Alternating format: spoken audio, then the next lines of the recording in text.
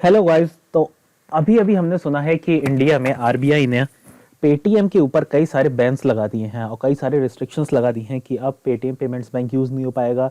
तो आज हम डिस्कस करते हैं कि पेटीएम में हम लोग कौन कौन से सर्विसेज को कंटिन्यू रख सकते हैं, आगे कौन कौन से सर्विसेज को हम आगे यूटिलाइज नहीं कर सकते हैं। तो शुरुआत करते हैं कि पेटीएम के ऊपर क्या क्या एलिगेशंस लगे हैं और क्या क्या किस वजह से इनके ऊपर नोटिफिकेशंस ये जारी हुए हैं। जो सबसे पहले रीज़न है जिनकी वजह से ये आरबीआई ने ऐसा एक्शन लेने पड़ा है वो इसलिए हुआ है क्योंकि इन लोगों की केवाईसी पॉलिसीज ठीक नहीं थी। इनकी केवाईसी पॉलिसीज में क्या होता था कि एक पैन नंबर के अगेंस्ट में कई सारे बैंक अकाउंट्स इनके खुले हुए थे। लाइक एक पैन नंबर के अगेंस्ट कई सारे पेटीएम पेमेंट्स बैंक के अकाउंट खुले हुए थे। तो ये चीज़ एथिकल नहीं थी। तो इसके अगेंस्ट ने रिजर्व बैंक ऑफ इंडिया ने पहले भी नोटिस इनके लिए दिया था कि आप कोई और नए कस्टमर्स ऐड नहीं कर सकते अपने पेटीएम पेमेंट्स बैंक में। लेकिन उसके बाद भी पेटीएम पेमेंट्स बैंक ने कोई स्ट्रिक्ट एक्शन नहीं लिया अपने इस नोटिस के अकॉर्डिंग। तो अब क्या क्या रह गया इनका कि इनको और भी कई सारी चीजें आरबीआई ने नोटिस करी, जिसकी वजह से इन लोगों ने ये डिसीजन लिया है कि नो फर्दर डिपॉजिट और क्रेडिट ट्रांजैक्शन और top ups shall be allowed in customer accounts, prepaid accounts, wallet, FASTag, NCMC card etcetera after 29/40। NCMC cards होते हैं नेशनल कमीशन मोबिलिटी कार्ड्स, जो आपके ये क्या कहते हैं ट्रांजिट वॉलेट वगैरह हो गए, जो आप अपने पेटीएम के कार्ड्स को मेट्रोज वगैरह में स्कैन वगैरह करवाते हैं। वो मेट्रो कार्ड को हम ट्रांजिट वॉलेट कार्ड कहते थे। उसमें क्या होता था, हमारे वॉलेट में रुपए होते थे, तो उसको ऑल ओवर इंडिया किसी भी मेट्रो में वो वाला कार्ड एक्सेप्ट हो जाता था। और यहाँ तक कि आप उसको किसी शॉपिंग में यूज़ कर पाते थे। तो वो वाला कार्ड भी आप यूज़ नहीं कर पाएंगे।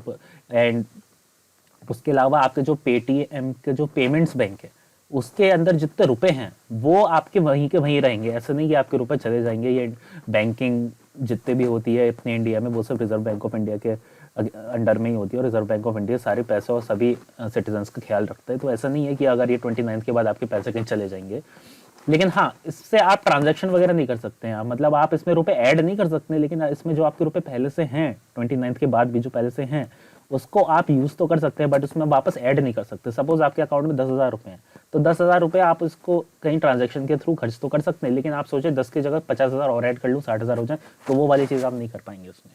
ये इसमें सबसे पहली चीज़ है। दूसरा, इसमें फास्टैग वाली चीज़, अगर आपका फास्टैग इससे रिलेटेड है, पेटीएम के थ्रू आपने लिया हुआ है, तो आप फास्टैग को भी आपको चेंज करवाना पड़ेगा, क्योंकि यहाँ पे इनका वॉलेट भी बंद हो रहा है पेटीएम का। और जो आपके फास्टैग से जो रुपए कटते थे पेटीएम वाले, वो ऑब्वियसली आपके वॉलेट से के थ्रू ही जाते थे। तो आपको फास्टैग भी चेंज करवाना पड़ेगा।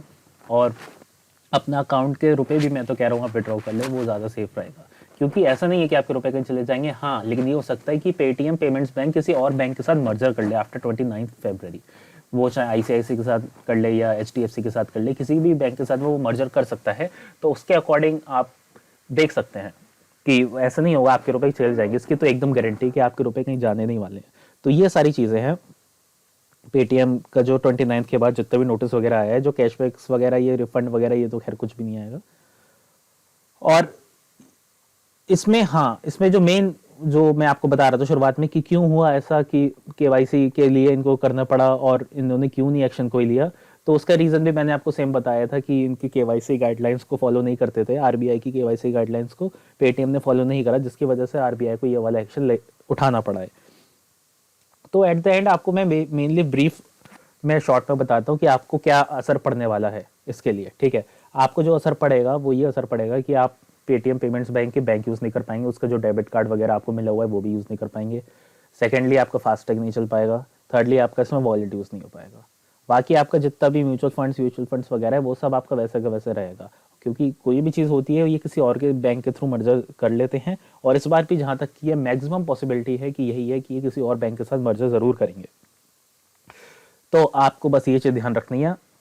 और एट द एंड मैं तो यही सजेस्ट करूँगा आपको कि आप क्या कर सकते हैं उसके लिए, कि आप सबसे पहले तो अपना फास्टैग को चेंज करवा लें। आपके गाड़ी में जितने भी लगा हुआ है किसी और बैंक से के थ्रू लगवा लें, या कहीं से किसी और थर्ड पार्टी के थ्रू आप इशू करवा लें फास्टैग, उसको चेंज करवा ही लें, क्योंकि वो तो आपके किसी भी काम का नहीं आ रहा है, किसी भी काम का नहीं आने वाला है। Secondly, withdraw all your money from your Paytm payments में। आपके पेटीएम पेमेंट बैंक में जितने भी रुपए हैं, मैं तो कह रहा हूँ उसे सेफ साइड के लिए आप किसी और बैंक में ट्रांसफ़र कर लो। आप उसमें रख लो या कैश में निकाल के रख लो, या बहुत ज़्यादा उसमें अमाउंट है तो आप किसी और बैंक में ट्रांसफ़र करके रख लो। क्योंकि क्यों रिस्क लिया जाए, क्योंकि नए बैंक के साथ मर्जर होगा तो उनकी गाइडलाइंस वगैरह कुछ फॉलो होंगी, तो क्या पता उस पर्टिकुलर टाइम पीरियड के लिए आपका अकाउंट में पैसे वो फ्रीज कर दिए जाएँ। मतलब फ्रीज करने का मतलब आप उसको निकाल भी नहीं पाएंगे, ऐड तो खैर नहीं कर पाएंगे। तो just for the safer side, इसमें मैं लिख भी देता हूँ कि just for the safer side आप अपने मनी को विड्रॉ कर लीजिएगा। ओके। और same here, withdraw all your money from Paytm wallet. Wallet तो खैर ऑब्वियसली जाने वाला है, वॉलेट तो सबसे पहले जाएगा, तो उसमें तो 100%, 110% आप अपना मनी विड्रॉ कर लीजिए।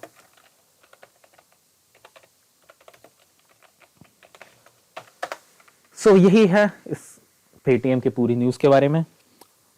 बाकी अगर आपको कुछ और भी जानकारी चाहिए, हाँ एक जानकारी और है, लोग कहते हैं कि मैं शॉप्स वगैरह पे जाता हूँ, शॉप पे पेटीएम के ये क्यूआर कोड्स होते हैं, तो कुछ दुकान वाले मना कर देते हैं कि ये तो बंद हो रहा है, तो उसमें आप क्यों दे रहे हैं।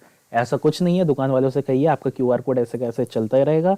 और जितने भी शॉप्स वाले, अगर कोई बिजनेस वाले इस वीडियो को देख रहा है, तो उनके भी इन्फॉर्मेशन के लिए मैं बता रहा हूँ कि आपके शॉप पे जितने भी क्यूआर कोड, जितनी भी ये मशीनें लगी हैं या कार्ड स्वाइप करने वाली मशीन लगी है, ये सब एक्टिव रहेंगी। बस आपका क्या होगा, आपका जो मेन कंसर्न है कि ये क्यूआर से स्कैन होने के बाद पैसा आपके जा कहाँ रहा है। जैसे बाय डिफॉल्ट क्या होता है कि आप किसी कस्टमर ने आपका क्यूआर स्कैन करा, उनने पैसे भेजे, तो आपके पेटीएम पेमेंट्स बैंक में चले गए। अब क्या होगा कि क्योंकि वो पेटीएम पेमेंट्स बैंक हट गया है, हट जाएगा 29 के बाद, तो आप क्या कर सकते हैं, आप अपनी मर्जी से किसी और बैंक के थ्रू अपने इस क्यूआर को लिंक करा सकते हैं। जैसे आपका सपोज एसबीआई में अकाउंट है, तो आप अपने इस क्यूआर को एसबीआई से लिंक करा लो, तो आपका सारा पैसा एसबीआई में जाता रहेगा। क्यूआर आपका ऐसे कैसे रहेगा, पैसा आपका एसबीआई में जाता रहेगा, कोई इससे प्रॉब्लम नहीं होने वाली है। वरना बाय डिफॉल्ट तो ऑब्वियसली ये किसी न किसी बैंक से मर्जर करेंगे जरूर। तो ये वाला मेन कंसर्न है। तो आप शॉपिंग वगैरह कंटिन्यूसली ऐसे कर सकते हैं और कस्टमर्स को भी कोई दिक्कत नहीं होगी, सब स्मूथली चलेगा। बाकी इसके अलावा अगर आपको कोई अगर डाउट हो तो आप बिल्कुल मेरे कमेंट सेक्शन में आ सकते हैं। You are very free to ask. Thank you.